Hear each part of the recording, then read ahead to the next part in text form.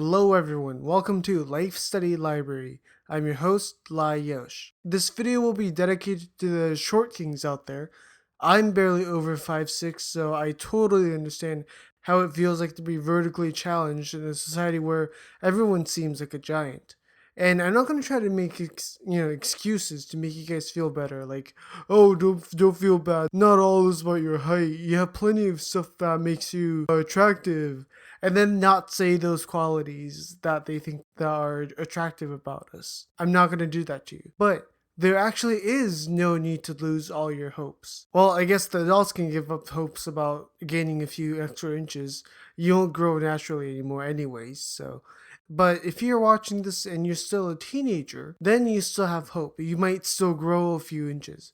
But I'm not here to talk about that. I'm here to talk about something else that you might not have known before that might be a new discovery for you.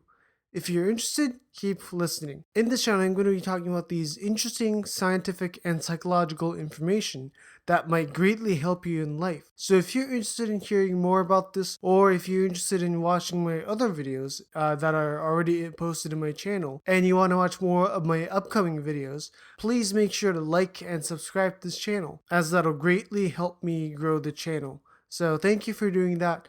And let's get going with today's video. So first of all, before we even begin talking about today's main topic, what I want y'all to understand is that scientifically, a height difference greater than 6 inches, whether a straight couple or a gay couple, a height difference of more than 6 inches will often lead to dissatisfaction. Whether it's the guy or the girl who's 6 inches taller than their partners, that much of a height difference means that you're going to have to deal with a lot of inconveniences. If you think about it, it's pretty obvious, right? The taller person's gonna have to bend over and break their backs trying to kiss the other person or something. Their walking pace will most likely be different, so the shorter person's gonna have to run to catch up to the taller one. I understand that these are minor issues, but issues like these really add up as time passes, and you'll most likely feel sick of your partner before long. You would understand this if you've ever seen the movie Tall Girl. Yeah. Scientifically, their relationship will probably not going to work out. That much of a height difference, one of them will be dissatisfied. So despite the ideal imagery and people being like, oh, I want my boyfriend to be at least 6 feet tall, stuff like that. Yeah, so couples with gigantic height differences, although it seems desirable since it's depicted in movies and stuff, they have their own issues. The good news is that if the height difference is under 6 inches, whether that's the girl or the guy that's taller, then there's much less stuff to worry about. So even for the short guys, you still have a plenty good chance to date a taller partner and end up with them. And this is also for the short guys specifically.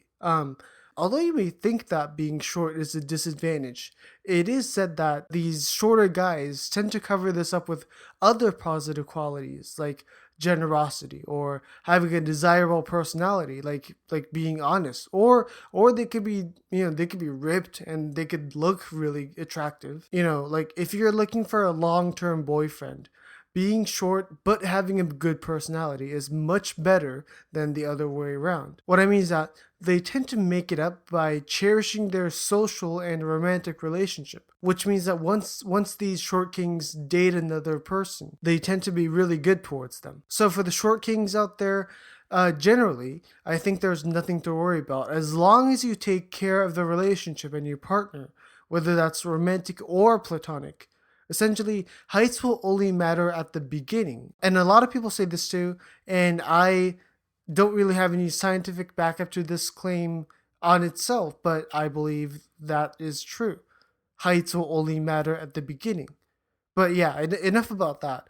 That's not even the main topic I want to talk about in this video. So, and another thing regarding short people in romance is that, yes, it has been long said that if you're short, especially for guys, you won't get a date. But what I want to stress is that despite this being the reason for the insecurities for many, many guys and gals, there is a hidden benefit that if us short people, if we notice this and turn it around into an advantage, it can become a weapon that is essentially handmade specifically for short people to thrive in the romantic world. So let me explain. Okay, so up until now, I've been annoyingly repeating the stereotype that short people, especially short men, are not seen as desirable.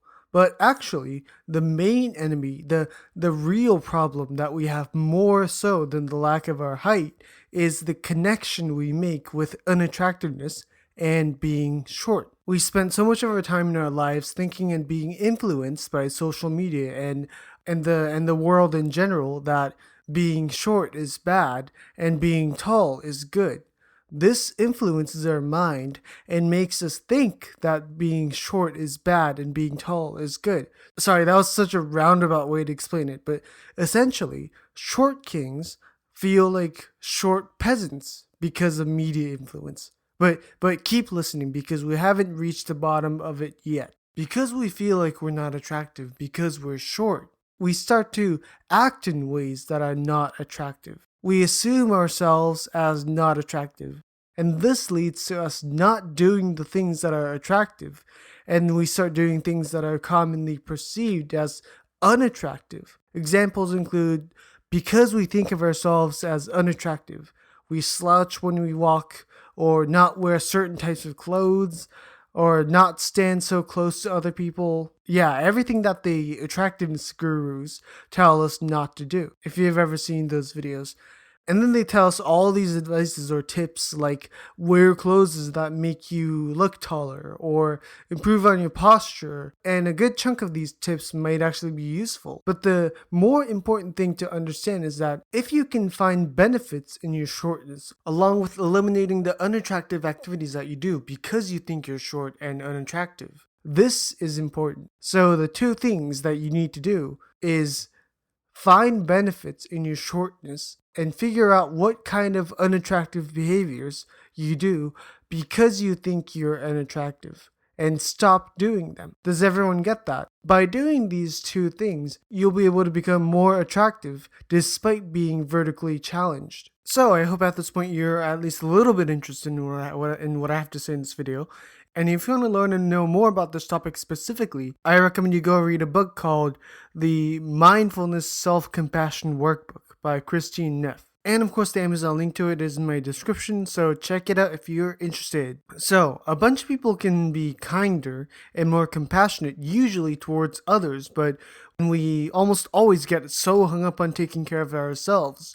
The most mysterious person for you tends to be yourself. Mainly because we usually don't really focus on ourselves. Like, what kind of issues am I facing? We don't usually focus on stuff like these. Despite ourselves being our own person, we usually don't pay attention to it. Thus, we don't really understand a lot about our emotional self. And thus, the anger or the irritation or the worry that we have increases. And this book helps us by allowing us to discover many things about ourselves through an 8-week mindfulness self-compassion program, which is of course backed up by science and psychology. So it doesn't talk about any of the weird things like levitating or whatever. And since the practice of mindfulness is also really important to our well-being overall, I'll be making a separate video, multiple separate videos, talking specifically about mindfulness and what it means and how to practice it. So if you seem to not be convinced about your shortness even after you watch this video to the end, you should definitely check it out. So now let's get back to today's topic of how to become attractive even though you're short. And honestly, we've already finished with half of this video. We already talked about half of what I wanted to cover in this video, which is to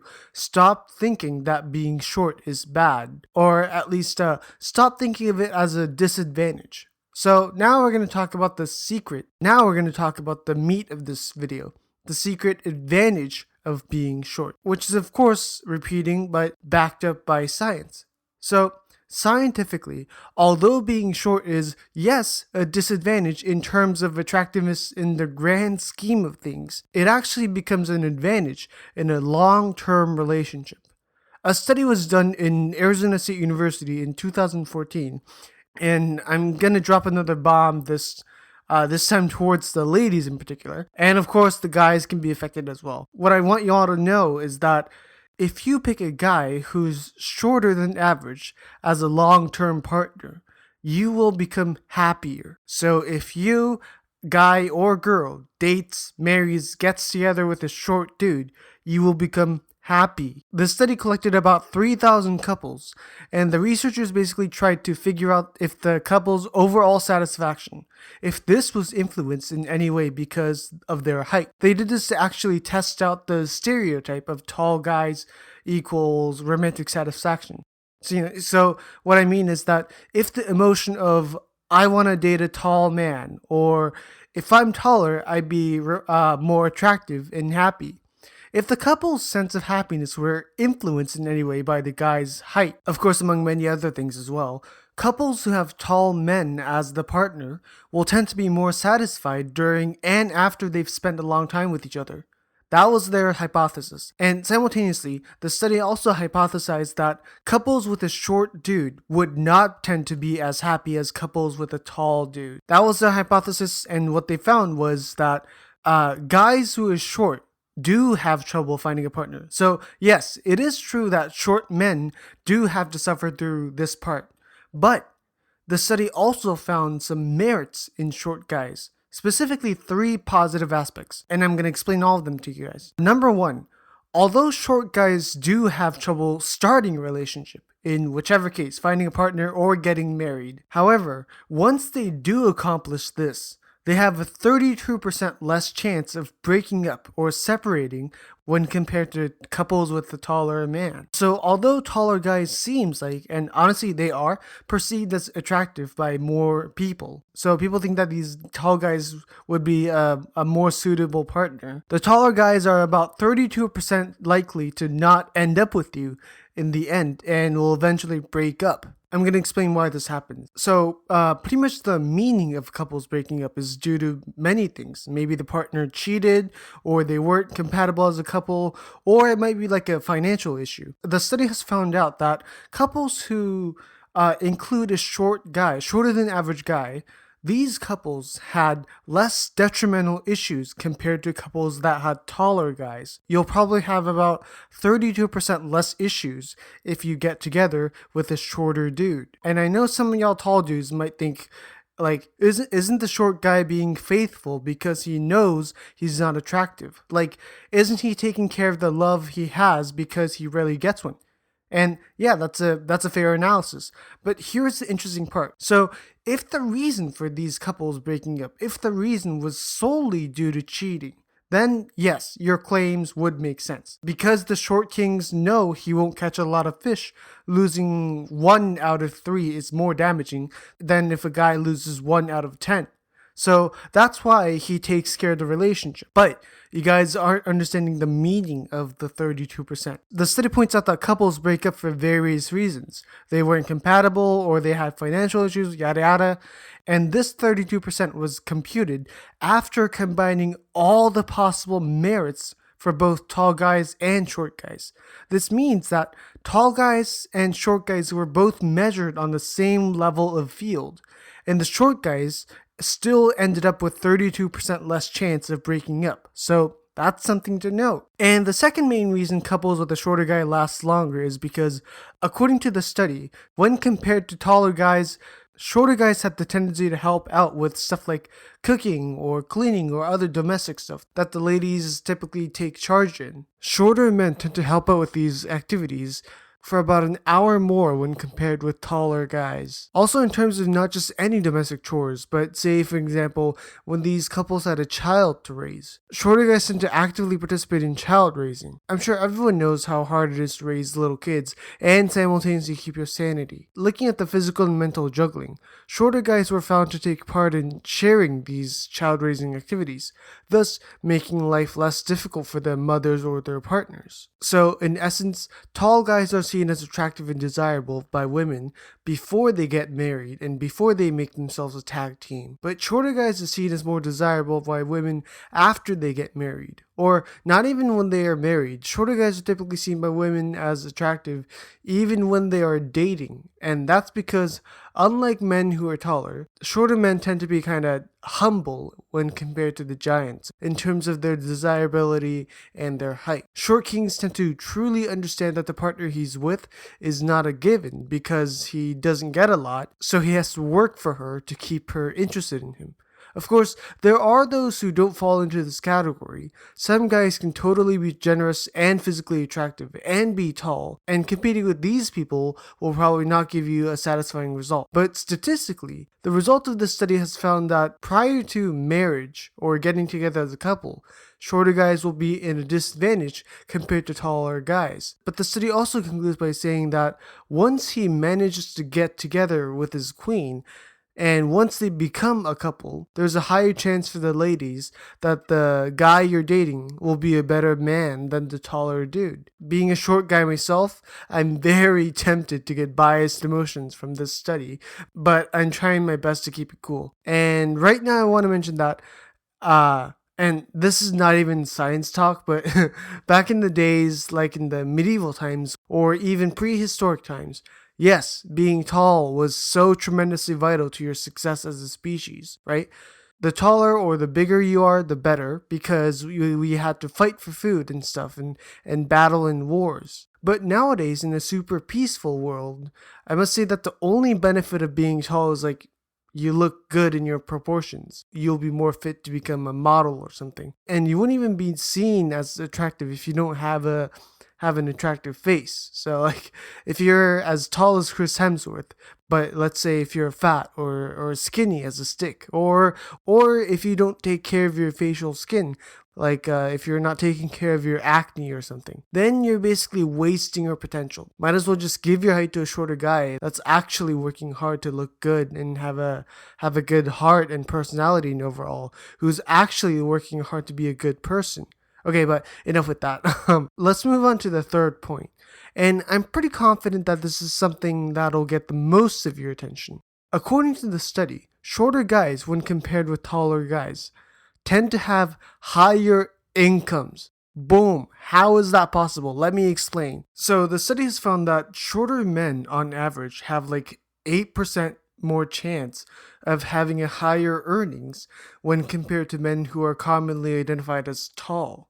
And you might think it's, just 8%. That's not by much. But if you apply that to your income, that becomes a pretty significant amount of money, right? Let's say you and this other tall guy are comparing each other's earnings, and your opponent, the taller guy, earns $100,000. According to the study, you, a shorter guy, would be earning about $180,000. I don't know about you, but I think that's a pretty big chunk of money that you're getting more than the other guy. And you know exactly what that means. At least in the economic sense and the odds of economic stability, shorter men are more desirable. I'm going to repeatedly ask the ladies, which choice of men do you want to be with as a long-term partner? And I am aware that I might have been too mean to the tall dudes, and I of course is not saying that tall people are bad. There are of course outliers. Tall but rich guys and short but poor guys do exist. But the people who I'm trying to convey the message here is that for those who are looking for a male partner, and also to the short males themselves, what I'm trying to say is that being short is not a bad thing. It's not a curse, and it's not a disadvantage, at least when it comes to romance. According to the study, the advantage you can gain from being short far outweighs the disadvantage you have or you might have from not being tall. In essence, it's way, way, way more practical to be short than long. So the important part of the whole story is that in the short-term game, short men are at a disadvantage when competing against taller men in a short-term game of attraction. But again, that's usually in the field of short-term attraction. And when it comes to long-term partnership, short guys are at an advantage as they'll have more chance of being picked by the queen. And I say this mainly because your physical attraction and how tall or short you are, in the end, are surface level qualities that will most often not be relevant compared to other qualities that you can improve, like your personality or your wit, your level of generosity, compassion, these kind of stuff. And these studies on romance and attraction have countlessly proven that although surface level qualities like physical attraction and, how tall you are not at all neglected by people when looking for a partner, things like your height only takes a few months for it to not be relevant. So, for example, even though you can't control your height, there are many things about you that you can improve. Honestly, many other physical qualities that you can improve. I know I said this before, but things like having a healthy and attractive body is a good one. You can totally improve on that. Or grooming is a good one too. Being more concerned with what you wear is also a good one because there are fashion styles and tips that you can make a good use out of as a short person. But these physical and surface level attractive qualities usually are only relevant for like 3 months of you two knowing each other. And beyond that, what becomes more important is your inner qualities, which the shorter guys are at an advantage. So, as a shorter guy, you want to play a long term game. Pretty much be generous and be mindful about the other person and simultaneously let them know of your attractive qualities. Do that for a couple months and then take action after that time has passed. Okay, I realized that the video got way longer than I expected, so I'll end it here. My point was made, so I think that I did the job here. Being short is not at all something that you should be ashamed of, and although it is a social standard that people will find taller men more attractive, when thinking about a long-term relationship, shorter men are more often the better pick for you to find and become a happier couple. And considering all that, for both the ladies and the gentlemen, I think it's too early for y'all to write off shorter men as unattractive, and so should continue looking for a suitable partner in the short guys pool. And as for the short guys, I know you can't really change anything about your height, like in a drastic way, but I'll end the video with some few pointers I want you to remember. Number 1, don't fight the battle of attraction with physical attraction. You won't win, at least not with your height. Number 2, try your best to stay in touch with the target of your love for about 3 months. By this point, your personality will matter more than your height in their attraction grading scale. During this 3 months, focus on developing an attractive personality. Be generous, be truthful, be supportive, be interesting, be funny, that kind of stuff. Number 3, after the 3 months has passed and you know the person you're going for have at least somewhat of a positive impression of you, then you should start making your moves and maybe even flirt with them for a little. According to the study, by this point your personality will be graded heavier than your height, so you might actually stand a chance against the giants. And at this point you might be wondering, okay, so I have to flap my wings to them and show more attraction in ways other than being tall, which I can't because I'm short. How should I do this? Your heights can't be used as an attractive quality because obviously you're short, and building an attractive body through exercising, working out. That is a good idea, except it's going to take some time. So what comes next in how they measure your attractiveness? Now, I was originally going to talk about this in the next video, but for now I'll leave you with a little tease of info I can give you until that video comes up. There are actually 2 qualities that you can rather easily develop that will be found very attractive by the person you're interested in, or someone who you want to like you back. These qualities are generosity and a good sense of humor. That's it. I'm not going to say anything anymore in this video. You can listen to me talking about these 2 qualities in my next future videos, which I will try to post ASAP. But until then, you can do a number of things that will improve your love life. For example, reading some of the books I recommended you read after you're finishing this video. The Amazon link to all of them is down in my description below, so check that out too. And also don't forget, if you're like, yeah, science and love is fine and all, but I got other things to worry about. If so, go explore my channel and you can find me talking about other topics in life using psychology and science. I've already prepared some videos for you in the description section, and some of these videos are directly related to topics of love and relationship, so I feel like it'll be a good continuation for you right now. And I know I'm repeating, but make sure to like this video and subscribe to Life Study Library. Your support is always and so greatly appreciated. Thank you so much for supporting this channel, and I hope you come back for more because there are so much more in this channel. But until next time, peace out.